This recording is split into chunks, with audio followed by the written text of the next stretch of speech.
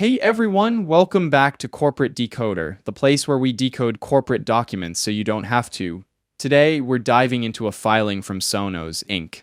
And let me tell you, it's got a bit of a restructuring flavor, like when you reorganize your closet and suddenly find a lot of things you don't need anymore. Let's see what Sonos is cleaning out. So this is an amendment to a previous report from January of 2025. It's essentially a cleanup, providing more details about something that was already announced. In January, Sonos announced they were getting rid of the Chief Product Officer role, or CPO. Now let's talk about the person who held that CPO role, Mr. Bouvet Merlin. Initially, he was staying on as an advisor during a transition period, but things changed.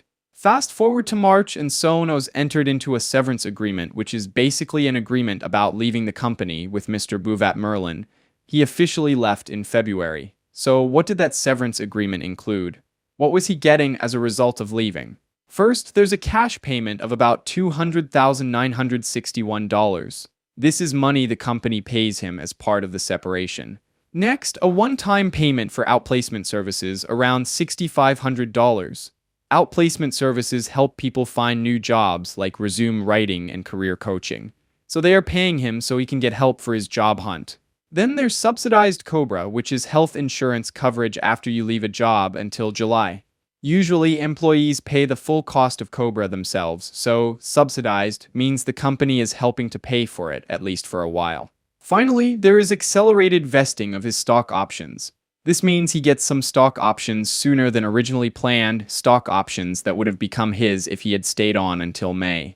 The agreement also includes some pretty standard stuff. Intellectual property assignment means that anything he created while working at Sonos belongs to Sonos, even after he leaves. A non-disparagement clause means he can't say bad things about the company. It also reaffirms that he still has to follow the previous restrictive agreements or covenants that he already agreed to. So that's the breakdown of the CPO's departure and severance. Essentially, Sonos eliminated the role, and this filing just clarifies the financial details of that departure. Now let's zoom out and think about what all this means for Sonos. Getting rid of the CPO role could signal a shift in strategy. Maybe they're streamlining operations or changing their product development approach. We don't have all the details, of course, but it's definitely something to keep an eye on. On one hand, simplifying operations can make the company leaner and more efficient, which is good for profits. On the other hand, product development is key for a tech company like Sonos, so losing a leader in that area could be a risk. Sonos has always been known for its high-quality audio products and its seamless multi-room music experience. That's their strength, but they face fierce competition from companies like Apple, Google, and Amazon, who all have their own smart speakers and audio ecosystems. These competitors often have deeper pockets and can bundle their audio products with other services.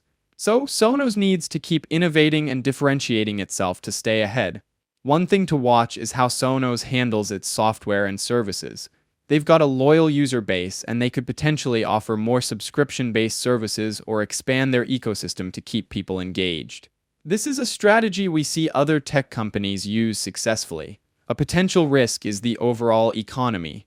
If people start cutting back on discretionary spending, things they want but don't need, Sonos products might be one of the first things to go.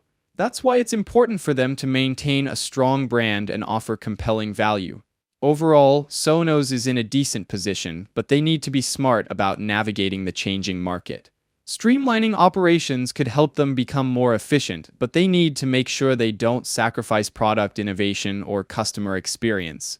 Thanks for watching. If you found this corporate deep dive helpful, please like, comment, and subscribe for more Decoder videos. Let me know in the comments which companies' filings you want me to check out next. See you in the next video.